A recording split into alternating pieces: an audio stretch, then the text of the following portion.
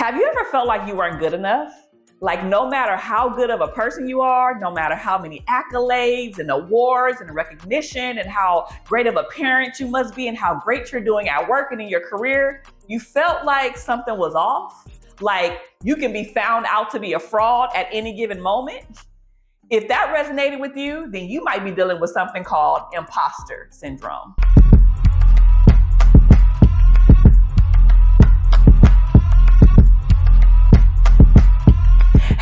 Hello, everybody. Welcome back to another episode of the Keandra Jackson Show. And look, if you are dealing with imposter syndrome, you are not alone. I will gladly raise my hand and say this is something that I have struggled with and continue to struggle with for as long as I can remember in my journey. And to be honest with you, this whole entire episode came about because I recently wrote an article for Inc. magazine about my own story with imposter syndrome and how one day when I was going to be on television for the first time, I had a whole breakdown thinking that I wasn't good enough, that people weren't going to like me, that I wasn't an expert, that they only got me on or brought me on just because I was the only person available. Like I just downplayed all of my accomplishments. And so I basically told y'all all my business and wrote a public article about it with Inc. magazine, which is available in print and online. I'll make sure to link it in the description so you guys can check it out. But because I wrote that article, so many people reached out to me and they were like, Keandra, what is this thing? Keandra, I resonate and feel the same exact way. I just didn't know that it had a name. And when I put a name to it, there were so many people who were like, okay, I need to learn more. And I knew that the perfect person for this would be my friend, Stevon Lewis. He is a licensed marriage and family therapist, the perfect person because he specializes in imposter syndrome. And I had the wonderful privilege of knowing him for a while, but we actually worked together on the OWN network on a show called Love Goals. We spent 2 weeks nonstop, day after day with each other working on a reality TV show. And so because this is his specialty, I knew that he was the perfect person to break down, to talk about, to bring to light so much more than I could ever do. Not only has he been on OWN, he has been on Kev on Stage. He has a podcast called How to Talk to High Achievers About Anything. And he also is an author and has a journal called Silencing Your Inner Bully, an acknowledgement journal for imposter syndrome. And on top of that, he's a speaker. He snatches edges. He don't even got no edges to snatch, okay, because he's bald, but he will gather you and get you together on this very topic. So please allow me to welcome to the show, Stevon Lewis. Stevon, welcome to the Keandra Jackson Show. I am so excited to have you on because we're going to talk about some good stuff today, man. Keandra, thanks for having me. It's been a minute. It has been a minute. Yeah, I mean, you don't necessarily leave the house, so it's hard for us to connect in real life when we live so close to each other. It's horrible that we haven't seen each other in a while. Like, what's that? True story. I like being at home. I'm sorry, but we here on virtually we are connected. We are here virtually, but we do have to do better. And speaking of doing better, this whole entire episode, we have been talking about something that you are technically like an expert in. Like every single time that I think about this topic, that other people think about this topic, you're the first person that comes to mind, okay? Period. So this whole entire episode has been talking about what we all coined as imposter syndrome. This was something that it seems to be fairly new to a whole bunch of people watching the show, a whole bunch of people who read articles and things of that nature. It isn't a topic that I guess people really knew had a title to it. I felt like a lot of people knew that they were experiencing this, that they felt it going on inside of them and all of those things, but they didn't know the words that were attached to it. I am here to bring on my friend, my fave, to get us together because one thing we know about you is you snatch edges, okay? He don't even have edges to snatch. 0. He's bald, but he stays snatching our edges. He is the edge snatcher. And so can you just start by telling us a little bit about what imposter syndrome is? Like, what is that? If someone never heard of that word before, those words before, what does that even mean? What is it? For sure. So I love the fact that you think of me when it comes to imposter syndrome. That's, we're gonna big up that branding that we did made happen. Hey, hey, Hey, hey. hey, Yes, hey, sir. hey, hey. It still amazes me, like as long as I've been doing this, that people still kind of, aren't really aware or haven't kind of attached the label to the experience that they're having. So for those that aren't aware, imposter syndrome is an experience or a feeling that kind of happens internally. And so what it looks like to the outside world is that, it's a person who's doing really well, and we can all see that they're fantastic and they're amazing and that they are kind of crushing it in life and they're, dope AF. Internally, what happens for the person is that they're feeling like they're going to be found out to be a fraud. They have a difficult time really connecting to their success. And it makes it difficult for them to be able to kind of go through life with a level of confidence that we would expect them to have based on the things they've accomplished. Listen, you just read me to filth, okay? Because clearly everybody already knows a little piece of my own personal story that I have struggled with this thing. And so it's something that is no fun. It's something that is just like, first of all, is this something that only high achievers and people who have a lot of accolades and success experience? Or could like a regular Joe Schmo, regular person experience this too? Like, what are your thoughts on that? I think it could be anybody. I usually see it in high achievers. It's usually people who have, accomplished something. Either they've done it too fast, and so it doesn't fit with the narrative they've adopted about how success is accomplished or achieved. Some of it comes from childhood stuff. I don't want to start blaming people's parents about, their adult experience. But sometimes, if we're gonna be honest in here, parents can do a thing, even though they intend to do a good thing. It can have some bad outcomes for folks, and so they're carrying around some of that stuff from childhood. But I think it can impact anybody, but more often I see it in people who are high achievers.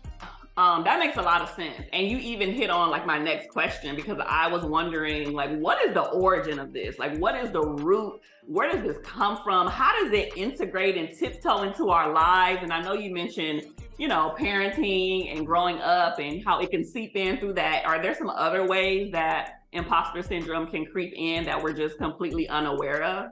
For sure. So, parents in all their goodness and good intentions sometimes can be very critical. And when we experience that criticism, it can send a message to our brains that we do things incorrectly or that we're always messing up. So that when we are getting good outcomes, we don't attach to that stuff. Other times it could be, expressions of love weren't kind of really consistent, or sometimes we're the first in our family to have accomplished what we have, and no one else around us has really kind of gotten to the level we're at. So you a whole business owner and master's degrees and in Forbes and podcasts and been on TV, and if you're the only one in your family like that, then you might be like, well, how do I know what I'm doing?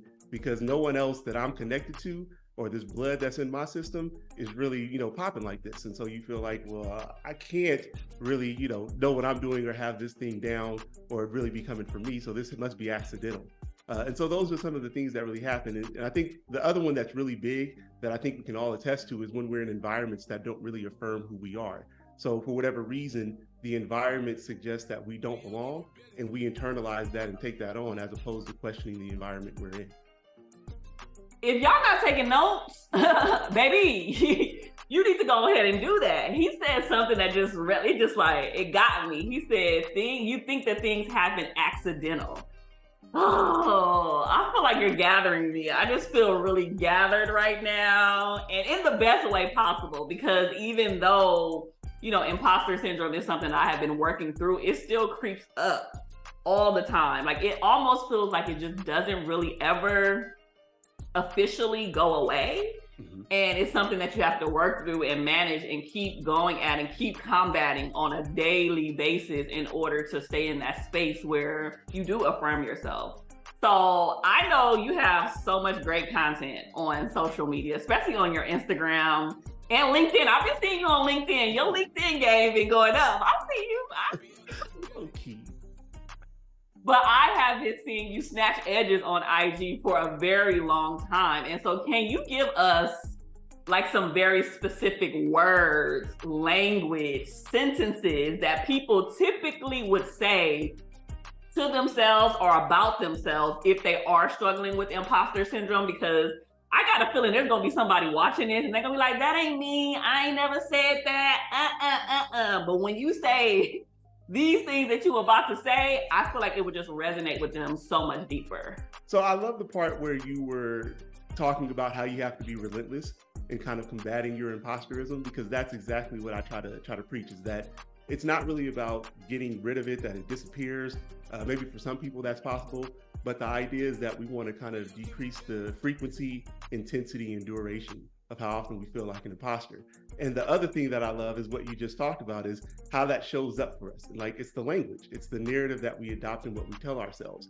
So for me, when I hear people, and I'm huge on language, so I'll start policing people at the intake when they start working with me. But it's, when we're diminishing kind of our contribution or what we've done. So it might sound something like, oh, I just did X. And it's like, you just did X, huh? Everyone is amazed by it, but you just did it. Like, you just out here carelessly living through life, and boom, all this great stuff happens. Or if they get, like, say, a promotion or some kind of award, oh, well, it's because, interesting. So that anybody that was where you were in that moment could have got it. Like, you got this promotion, it's because there was a vacancy. So if I was walking down the street, they would have just picked me and been like, Stevon, you don't work here. We don't know what you can do, but by all means, get in here and do this job. I don't think it works like that. So, it's really, people will distance themselves through their language from the good that's happening to them, or they'll kind of overinflate the accomplishments of other people. And that's problematic for me. I have done all of the things.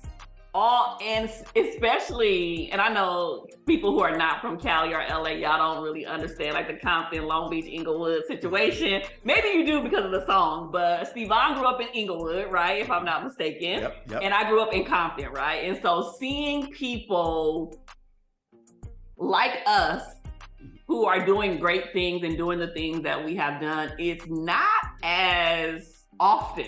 It doesn't happen as often depending on the level. And so, I mean, if you don't mind sharing, I would love to hear from you really quickly to see if imposter syndrome is something that you have ever experienced yourself. I mean, you are a Black male therapist in a female dominated field, and you ain't got no hair. So, I mean, you had to have some type of imposter syndrome cracking at some point in your life. So this is the interesting thing for me. Like, absolutely all those things make me a unicorn and an anomaly. And what I had, I guess, an experience at a very young age is where I was in an environment where I knew I wasn't going to be accepted. I was kind of, blessed out to a school in elementary where predominantly white, handful of Black folks. And so I learned very early on that however I showed up wasn't going to be treated in the same way that other people might show up. And so what I had a decision to make, and I really don't understand how this happened in my young brain, but I was like, well, I can either try to be what they want, which, good luck on that, or I can just kind of choose me and operate. And so the one thing I had going for me is that I was intelligent, so I would get good grades. And so I was like, well, you can't take the A away. You can U me out, unsatisfactory, talks too much, he acts out, whatever, all that stuff. But on that test, I got that 97%. And so I just kind of rolled like that. And so I think that's even what attracted me to imposter syndrome, was I didn't understand why people wouldn't just accept themselves and kind of connect to all the dope stuff they were doing. But you're absolutely right. I mean, I come from a family where, my siblings and I, we've all got degrees now, but I'm the youngest, but I was the first to get a degree.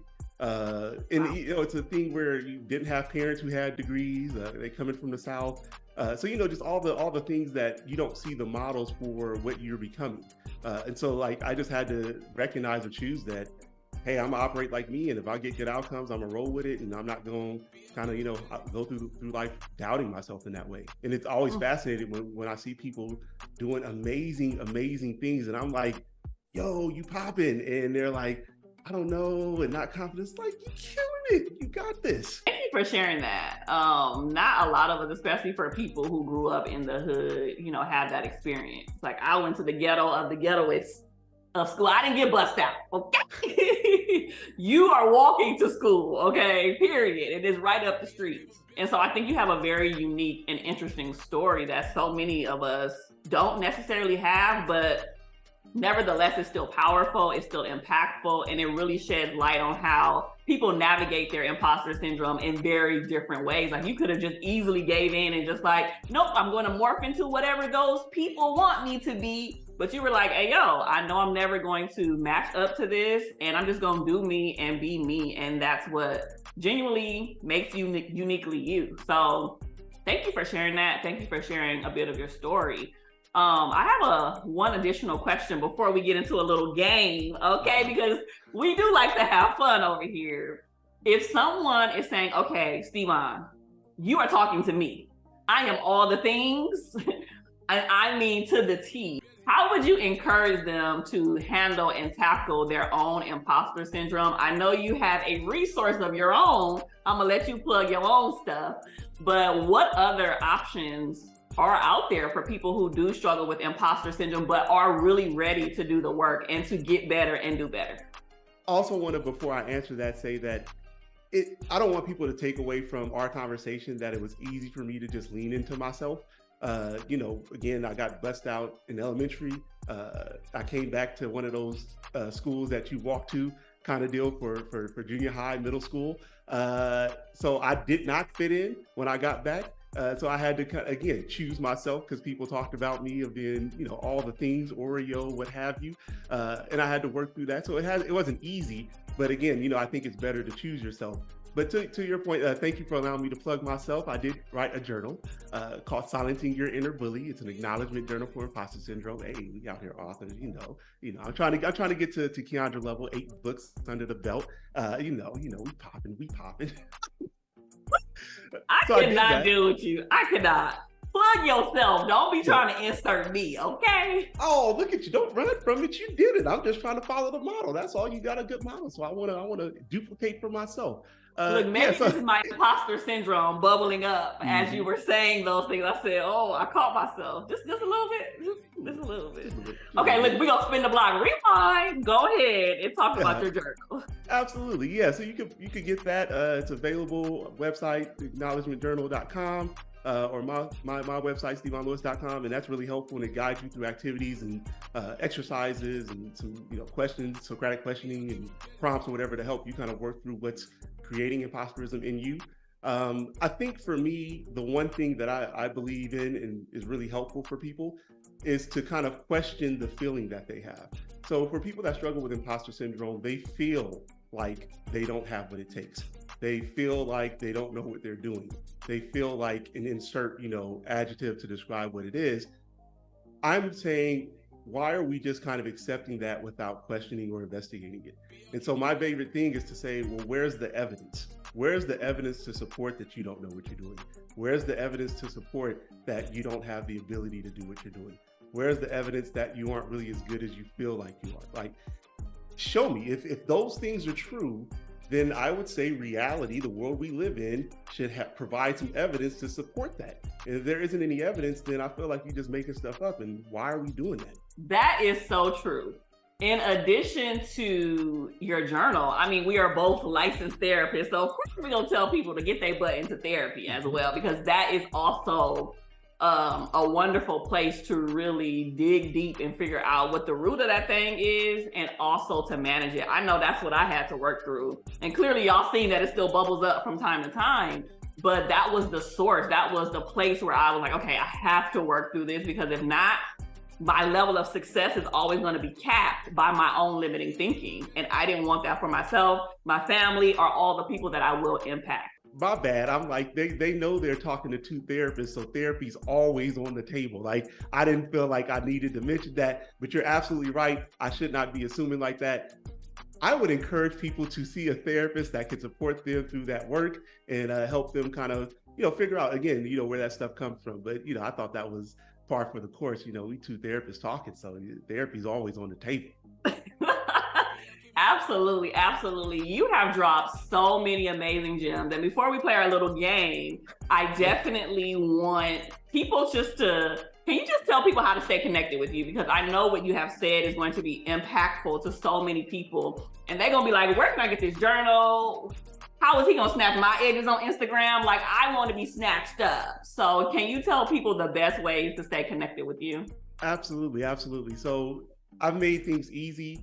If you Google Stevon Lewis, Stevon, I say Stevon, not off. You can find me. My name is unique, thanks to Black moms. Big up to them, helping me out. You can find me, StevonLewis.com is the website, and on Instagram where I get into all sorts of shenanigans. It's Stevon Lewis, MFT. You can find me. I mean, I think, again, if you Google, you will find Stevon Lewis and all the things. Well, I'm just excited that you decided to come on the show, but we can't leave without playing and having a little bit of fun. I mean, are you down to have some fun or what? I'm here, aren't I? Let's see what's going to happen. And thanks I feel for like having you're a me little on. nervous. You're a little nervous because you don't know what I'm going to say or do. I do not, and that's not really where I live in life. So we're here now. We out here. So we are going to play a fun game called Would You Rather? And I'm sure you're probably familiar with this game, Stevon. It is literally just going to be 5 questions, and you have to pick and choose which of the 2 options you prefer. So, are you ready? I'm as ready as I'm ever going to be. Let's do it. Question number 1. And remember, you have to say why as well. Would you rather give up social media or eat the same dinner for the rest of your life? Oof, this is so I didn't used to like social media, but now I have fun on there despite all the name calling that people direct towards me. But I think I would give up social media. I am a creature of habit. So I could probably eat the same meal every day forever and be okay. It's a weird thing. Don't delve too deep into it. I'm absolutely judging you right now. Ain't no way I'm eating the same meal for the rest of my life. O-M to the G. I will give up social media so quick, in the heartbeat, okay? The brand, all of that got to go. Like, I will give it up so quick because I'm a foodie. I love to eat. I love to cook. So eating the same thing would just kill me. Anyways, number 2, would you rather lose all of the money you earned this year or lose all of the memories you gained this year? Wrote these questions, they're so difficult. I told you didn't know what was coming. Would you rather lose all of the money you earned this year or lose all of your memories that you gained this year? That's a hard one. It is a hard one because I like money. I like money a lot. I'm going to go ahead and lose that. I can get that money again. Had some good stuff happen this year. I'm with it. You have enough confidence in yourself to know that you can get the bag and secure the bag again and again. But the memories, you can't get those back once they're gone, They're gone. They gone. Number 3, would you rather have no taste or be colorblind? Oh, it's like the worst 2 options. What is this? Oh my goodness. Nah, I got, wow. So I like color. I mean, despite people seeing the blue and white stripes, I like loud colors because it makes a statement. So I'm loving the pink you got on. But I mean, taste is like, I like food. I could eat the same thing, but I like the taste of stuff. I guess I'm gonna keep that taste and give up the colors. I let those colors go. These questions are like the worst ever. Like, I need both of those things. I don't want to give up any one of them. I feel you on that. I feel you. Number 4, would you rather know the date of your death or the cause of your death? Why would you choose these? Who wants to know anything about their death? That's going to cause me anxiety. Like, why can't it be, would you rather want $1 million or not pay your taxes for 10 years? Like, then that wouldn't be fun. That wouldn't be fun at all. This is fun. This isn't fun. I guess I'll say I want to know how I die, because then I feel like I have some power to kind of avoid that. So it's like, if it's like, oh, well, you fell off a boat, I ain't getting no votes, so I'm good. Then maybe you'll just have to die another way. Like, who knows? Exactly. Or I won't die. There you go. I'm living forever now. Okay, that's another option as well. Another option. Okay. And question number 5. I know you are people may not know this about you, but you're very fashionable. You're a fashionista. You always fly, like all the time, period. So would you rather be overdressed or underdressed? All questions should have been like this. This is the easiest one. Overdressed. I'm coming with my A game every time. If I walk into a room and I'm like the best dressed in there, or I feel like I am, I'm feeling good. Underdressed, I'm like, I should have brought it. I can't live like that. Yeah, underdressed that doesn't feel good ever. Ever. It's like, oh. And then because I do like fashion, I'm out here judging, like I could have came with something better than what that person. So true. Well, thank you so much, Stevon, for playing a little game with me and having a little bit of fun. I always like to get into the mind and the psyche of all of my guests and just have some fun. So I appreciate you playing this game with me. And I also appreciate all of the nuggets that you have dropped this whole entire episode. And trust and believe that this will not be the last time that I have you on the show. So you'll be back. Hey, I'm here for it. Thank you for having me on the show. I really appreciate it. And the game wasn't as bad as I made it to seem. It was actually fun. Thank you. I am so glad. Woo! I told y'all that Stevon was going to bring the heat and the fire. I hope that something that he mentioned and something that I even shared is going to impact you and help you manage your own imposter syndrome on this journey. Remember, you are not alone. And this is something that needs to be managed and taken care of so you can have a thriving, successful life and impact the people that you are supposed to impact. So just remember, you are worthy. You are deserving. You literally should have every single thing that you have, and nobody should be able to take that from you. So thank you for watching another episode of the Keandra Jackson Show, and I'll see you next time. Bye.